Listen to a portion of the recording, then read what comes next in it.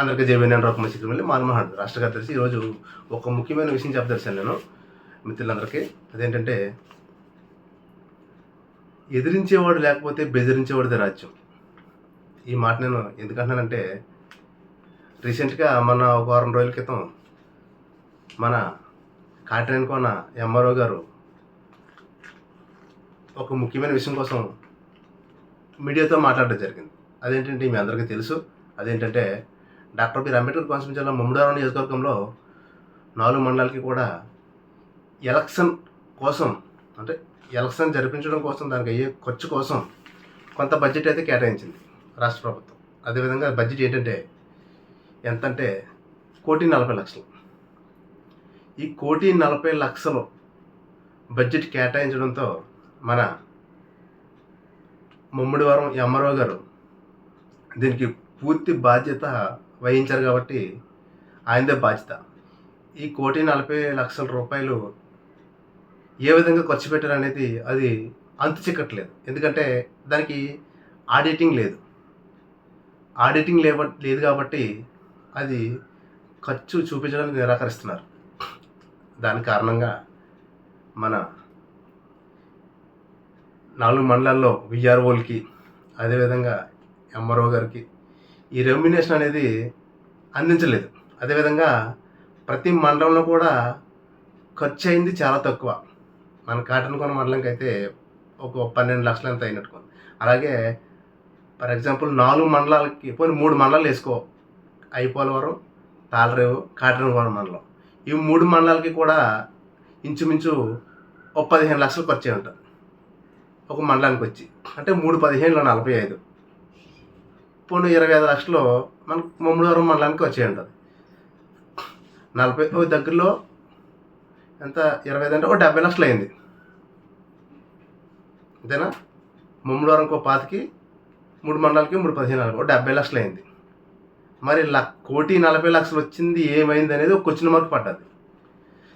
దాని గురించే ఈ ప్రతి మండలానికి కష్టపడ్డ వాళ్ళకి, విఆర్ఓలకి అందరికీ కూడా రెమ్యునేషన్ అనేది ఇవ్వకుండా దాన్ని అలా అట్టే పెట్టారు. అంటే ఇచ్చిన డబ్బు, ఖర్చు పెట్టాల్సిన డబ్బు చాలా ఎక్కువ ఉంది, ఖర్చు పెట్టిన డబ్బు చాలా తక్కువ ఉంది. దీనివల్ల పాపం ప్రతి మండలంలో కూడా ఎంఆర్ఓలు వాళ్ళ చేతి డబ్బులు ఖర్చు పెట్టుకున్నారు. దేనికంటే ఈ ట్రావెలింగ్ పర్పస్, అదేవిధంగా బోట్లో వెళ్ళడానికి బోట్ల ఖర్చులు, డీజిల్ ఖర్చులు, అదేవిధంగా ఈ ట్రాన్స్పోర్ట్ ఖర్చులు, ఇవన్నీ కూడా వాళ్ళ చేతిని పెట్టుకున్నారు. కానీ వాళ్ళకి ఖర్చు ఎంత అయింది అనేది సంప్రదించకుండా, వాళ్ళకి ఇవ్వాల్సిన డబ్బులు కూడా ఇవ్వకుండా, డబ్బులు సగం పైన దగ్గర పెట్టుకోవడం అనేది ఇది చాలా తప్పుడు పని. ఈ విషయం ఆవిడ గ్రహించి, ఏ మండలాలకు కూడా డబ్బులు పంచదు, విఆర్ఓలు కూడా డబ్బులు ఇవ్వలేదు కాబట్టి ఆవిడ ప్రశ్నించడం జరిగింది మీడియా ద్వారా. కానీ ఆవిడ ప్రశ్నించడం తప్పు అని అందరిదే ఆలోచన. కానీ ఆవిడ ప్రశ్నించడం అనేది 100% న్యాయం. ఎందుకంటే జరిగిన అన్యాయంపై గొంతు విప్పి ప్రశ్నించడం అనేది అది అందరికీ ఉన్న ధైర్యం కాదు. దానికి చాలా గట్స్ ఉండాలి. ఆమె గట్స్కి నేను హ్యాండ్స్ అప్ చెప్తున్నాను. ఒక ఎంఆర్ఓ గారు అయ్యుండి ఆ విధంగా ప్రశ్నించడం అనేది చాలా గ్రేట్. నేను ఖచ్చితంగా ఆవిడని అప్రిషియేట్ చేస్తున్నాను. ఇప్పుడు విషయం ఏంటంటే, ఆవిడ మాట్లాడిన నగ్న సత్యాల్ని ఈ మీడియా ద్వారా ప్రసారం అవ్వడం వల్ల చాలామందికి కొంచెం కడుపు మంటగానే ఉంది. ఎందుకంటే ఆవిడ బాధని ఈ మీడియా ద్వారా చెప్పుకోవడం గల కారణం ఉంది. ఎందుకంటే ఆవిడ ఎలక్షన్ తర్వాత కొన్ని సరిపెట్టాల్సిన డబ్బులు ఉన్నాయి. అవన్నీ కొంచెం సరిపెట్టడం వల్ల వాళ్ళందరూ వచ్చి గొడవ చేశారు. ఆఫీస్కి వచ్చి గొడవ చేయడంతో ఆవిడకి కడుపు మండింది. ఇప్పటికే నా చేతి డబ్బులు పెట్టుకున్నాను, నాకు సమాధానం చెప్పలేదు, మళ్ళీ వీళ్ళందరికీ ఎలాగా సమాధానం చెప్పాలి, వీళ్ళందరికీ డబ్బులు ఎవరిస్తారని ఆవిడ కడుపు మండితే ఆవిడ అలా చెప్పేసింది. తప్పలేదు. బాధలు మనసులో పెట్టుకుని కుట్రలు కుతంత్రాలు చేయడం ఆమెకు తెలియదు. ఆమెదంతా స్ట్రైట్ ఫార్వర్డ్, ఓపెన్ హార్ట్. కనుకే పబ్లిక్గా చెప్పేసింది. ఇది చెప్పడం తప్పు కాదు. ఈ తప్పుని ఈవిడ చెప్పడానికి తప్పు అనే వాళ్ళందరూ కూడా తప్పుడు మనుషులే. కనుక ఈరోజు ఆవిడ ధైర్యంగా చెప్పడాన్ని పై అధికారులు తప్పు పడుతున్నారు. ఈ పై అధికారులు తప్పు పట్టడాన్ని ఒక మాల మహానాడు రాష్ట్ర కార్యదర్శి కింద నేను తప్పు పడుతున్నాను. నిజమే, ఒక 70 లక్షలు ఖర్చు అయింది, ఇంకా 70 లక్షలు ఏమైంది 1,40,00,000కి అని క్వశ్చన్ మార్కు నా మైండ్లో కూడా మెదిలింది. నేను కూడా ఈరోజే ఈ విషయంపై రైట్ ఇన్ఫర్మేషన్ వేస్తున్నాను. సమాచార హక్కు చట్టం ద్వారా ఖచ్చితంగా ఈ విషయాన్ని తెలుసుకోవాలి అనే పట్టుదల నాకు కలిగింది. ఈరోజు నేను తయారు చేశాను రైట్ ఇన్ఫర్మేషన్. ఖచ్చితంగా నేను రైట్ ఇన్ఫర్మేషన్ అయితే చేస్తాను. దాని గురించి ఈ ఈ దీంట్లో ఉన్న మర్మం ఏమిటో నాకు తెలియాలి. అవునా, నేను చెప్పినవన్నీ కూడా నాకు 100% కన్ఫర్మేషన్ కాదు. ఈ 1,40,00,000 వచ్చిందా లేదా అనేది నా కన్ఫర్మేషన్ కాదు, నా అంచనా. అదేవిధంగా దగ్గరలో 70 లక్షలు ఖర్చు పెట్టి ఉంటారు, ఇంకో 70 లక్షలు అధికారుల దగ్గర ఉన్నది అనేది కూడా నా ఆలోచన, నా అభిప్రాయం, నా వ్యక్తిగత అభిప్రాయం. కానీ వ్యక్తిగత అభిప్రాయాన్ని నిజమో కాదో తెలుసుకోవడం కోసం ఈరోజు నేను ఆర్టీఐ వేసాను. రైట్ ఇన్ఫర్మేషన్ వేయడం వల్ల మనకి టోటల్ వస్తుంది. ఎలక్షన్ కోసం ఎంత బడ్జెట్ వచ్చింది, ఎంత ఖర్చు పెట్టారని లెక్కలు మొత్తం అన్నీ వచ్చేస్తే మన దగ్గరికి వచ్చిన తర్వాత ఇది నిజం అనుకోవాలి. కానీ ఈ విషయాన్ని ప్రశ్నించిన ఎంఆర్ఓ గారిపై పై అధికారులు ఏమైనా సరే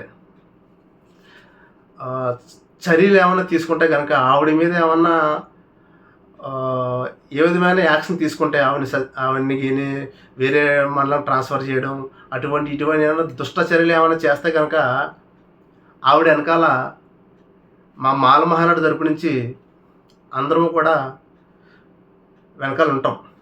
ఆవిడకి ఖచ్చితంగా సపోర్ట్ చేస్తాం. ఆవిడకి ఏదైనా హాని జరిగితే కనుక ఖచ్చితంగా మా మాల మహానాడు తరపు నుంచి ధర్నాలు, నిరాహార దీక్షలు, రాస్తారోకులు ఖచ్చితంగా జరుగుతాయి. ఎందుకంటే ఆవిడ చాలా సిన్సియర్. ఆవిడ సిన్సియర్ కాబట్టే ఈరోజు ప్రశ్నించింది. ఈరోజు ఒక అవినీతిని బయటపెట్టింది, ప్రశ్నించింది. కాబట్టి ఆవిడ నిజాయితీ పర్వాలని నేను ఖచ్చితంగా నమ్ముతున్నాను. ఎందుకంటే ఆవిడ కాటన్కొండ మండలానికి ఈ ఎంఆర్ఓగా ఛార్జ్ తీసుకున్నా కానీ ఎన్నో మంచి పనులు చేసింది, ఎన్నో అవినీతులను ఎదిరించింది. ఈ మాత్రం గుర్తుపెట్టుకోండి. కానీ ఈ పై అధికారి ఎవరైనా కానీ, జిల్లా కలెక్టర్ గారైనా కానీ ఈవిడి పైన ఏమైనా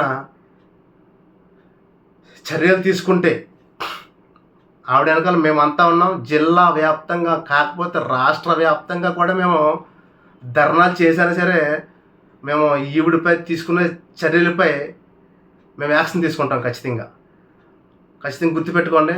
ప్రశ్నించే వాళ్ళని ప్రశ్నించండి, ఎదిరించే వాళ్ళని ఎదిరించేటట్టు చేయండి. ప్రశ్నించే వాళ్ళని వాళ్ళ నోరు కట్టేయద్దు, ఎదిరించే వాళ్ళని అధైర్యపరచొద్దు. గుర్తుపెట్టుకోండి.